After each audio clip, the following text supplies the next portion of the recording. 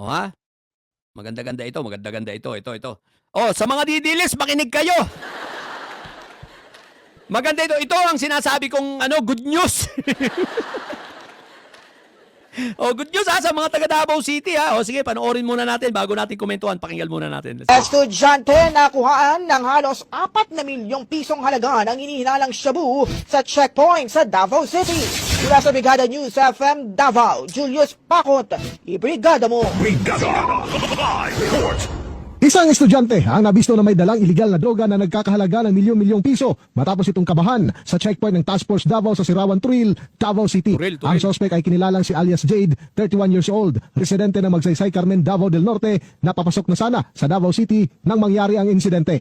Ayon sa ulat mula sa Davao City Police Office, papunta na sa scanner area ang suspect pasado alas 4 linggo ng hapon nang mahulog umano ang isang pakete na may lamang puting substance. Nang tanungin ng mga pulis at sundalo, doon na siya kinabahan kaya pinagdudahan ng motoridad at hiniling sa kanya na itaas ang kanyang damit. Doon natuklasan ang mga pakete ng hinihinalaang shabu na nakaipit sa kanyang short na tinatayang nagkakahalaga ng mahigit 3.7 million pesos.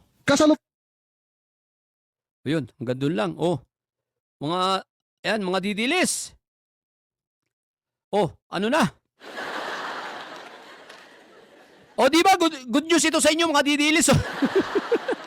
Oy, ito panawagan ko doon sa mga nasa harap ng bahay ni Iyutman na naghihintay, umalis na muna kayo. Umalis na kayo diyan. Bakit? Wala na yung ihintay nyo, ayan, nasa kote na. Yung mga lobat diyan na nasa harap ng bahay ni Iyutman naghihintay, ayan, nahuli. Nasa kote na yung deliver sa inyo diyan, so magsiuwi na muna kayo at magsitulog. Mukhang mga wala pa kayong tulog, mga palumpalo kayo.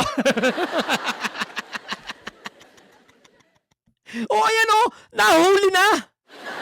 Yung magdi-deliver sa inyo, ginamit nyo pa estudyante ha. Diyan sa barangay Turil pa galing ha. Uwi na kayo. Wala nang parating ha, hintayin nyo lang si Pulong kasi mukhang tawag dito, nasa kote. Yung pambigay sa inyo, ayan pang-follow up nyo sana, nasa kote na. So, sabi ni Pulong dito, high blood na naman yung magkakapatid. What the heck? Lugi, negosyo. Samantalang nung panahon ni Ventaboy, nung presidente si Ventaboy, wala ka maliririnig sa Davao City. Ang Davao City, safest. Tapos hindi lang yun, drug-free. Tapos kayo, nung wala na si Ventaboy, ang daming nahuhuli. Araw-araw sa balita may huli. At milyon-milyon. Oy! Barbie! Anyari? Anyari na sa inyo? Simula nung mawala yung pangalawang logbook, ayan na, naglabasan na.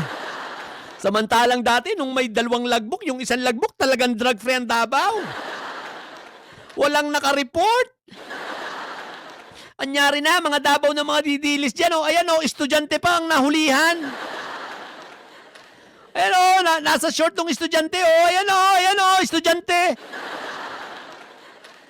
Ang masama, andito pala si Addictus Rex ha. Ay, mabuhay ka Addictus Rex ha. Nandiyan ka pala ha. Ito ang masama nito. Yung mga nasa harap ng bahay ni Iyutman, nakahapon pa yata naghihintay nung isang araw pa, lobat na lobat na. Napapraning na sa kahihintay. Si Kuya Rick, mabuhay. Kuya Rick, shoutout sa'yo, binati ulit kita kanina. Nasa work daw siya, nasa work. Di ba? Yung mga nagbabantay sa harap ng bahay ni Iyutman, umuwi na muna kayo. Wala na kayong hihintayin, ayan, nasa kote na ganyan talaga, bad trip talaga yan. Talaga yan, mahirap talaga malobat. Sabi ni Idol Sherwin, bad news sa kanila yan, Idol, huli ang supply. Diet na mga didilis, laging nahuhuli ang supply sa kanila. Kaya kayo, yung mga nasa harap ng yung mga ang lalakas ng tama, ang trip nila, sabi, hindi, kaya nandito kami kasi anytime ire-raid yung bahay ni Iyutman. Wag ka, kaya nandun, naghihintay ng pang-follow up. Sabi na, wala nang 150 ngayon lowest 5 na. Nanyo! Magsiuwi na kayo at magsitulog kayo! Nang hindi kayo parang mga praning na mga hinayo pa kayo.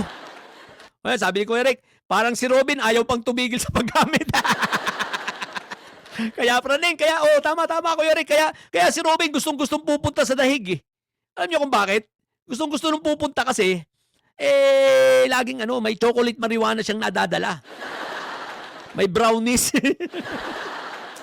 Hoy, kayong mga didili sa harap ng bahay ni Yutman, mga hinayo pa kayo, magsiuwi na kayo. Wala na kayong ihintayin, manood kayo ng balita, ayan, nahuli na.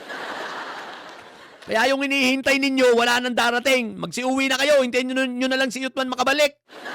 At para maidiskarte kayo kung saan siya kukuha, marami namang stock yan, sigurado. Kaya magsiuwi na kayo at yung supply ninyo, ayan na, nahuli na. At pag inabot pa kayo ni Yutman dyan, baka masampal pa kayo nun. Mainit ang ulo ng magkakapatid kayo dahil nahuli na naman. Alam nyo naman pag pag may mga nahuhuling mga ganito yung pulis dyan sa Davao umiinit ang mga ulo ng mga yon. Na high blood. Paano ba namang hindi high blood? Isipin mo nga naman. Lugi negosyo. Isipin mo, bilyon na ang nahuli ni PBBM. Bilyon piso na ng halaga ng drugs, di ba? So napakarami na talaga. Laki na ng lugi ng negosyo nito. Sabi nila Inday Sayad, mas malaki pa yung lumalabas kaysa pumapasok ngayon. Siyempre, napapraning din sila kasi baka may makita daw na magnetic lifter sa sa loob ng compound ni Pulong. Ang laki pa naman nun. Nasa 5 hektarya. What the heck? So, magsiuwi na kayo, ha? Huwag na muna kayo dyan. Umalis na kayo. Dahil nagmumukha kayo tanga dyan. Praning na praning kayo. May pa warrant pa kayong nalalaman. Wala naman. Maliwanag, ha? Manood kasi kayo ng balita para hindi kayo parang tanga dyan. Kahapon pa kayo dyan naghihintay. Lobat na lahat kayo, eh. Di ba? Magsiuwi na kayo, hoy! Siraulo na talaga ito. Basta mga didilis, mga siraulo na no? So, yun lang.